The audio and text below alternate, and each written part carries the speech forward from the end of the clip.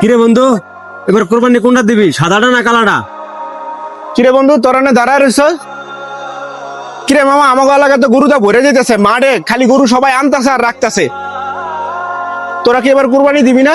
কি কস বেটা, কুরবানি দিম না মানে? এবার সবচেয়ে বড় গরুটা কুরবানি দিম বেটা। তাই নাকি বন্ধু? মাশাআল্লাহ মাশাআল্লাহ মাশাআল্লাহ। মামা তোরা দাঁড়া রে, আমার চুলদারিটা কাটটাই। মামা, আমার তো চুল দাড়িটা বড় হয়ে গেছে, আমার তো কাটা লাগতো।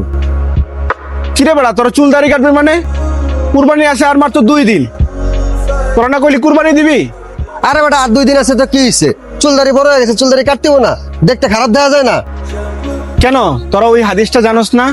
হাদিসে রাসূল সাল্লাল্লাহু আলাইহি ওয়াসাল্লাম বলছে যে জিলহজ মাসের চাঁদ দেখার থেকে শুরু করে কুরবানি দেওয়া পর্যন্ত এই সময়টার ভিতরে চুল নখ এগুলা কাটা নিষেধ।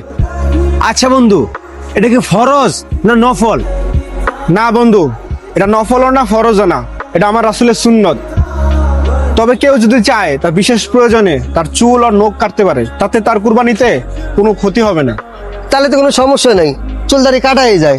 কুরবানিতে যত সমস্যা না হইব তোর চুলদারি কাটি। বন্ধু, তোরা আবারও ভুল করলি। কুরবানি মানে কি? কুরবানি মানে হচ্ছে তাকওয়া। আমরা যে কুরবানি দেই, পশুর চামড়া মাংস এগুলো আল্লাহর কাছে পৌঁছায় না, পৌঁছায় একমাত্র তাকওয়া।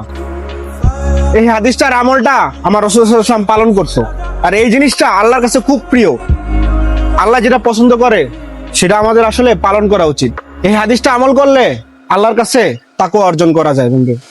আমরা যদি চাই, আমরা এই হাদিসটা পালন করে তাকওয়াটা অর্জন করতে যাই।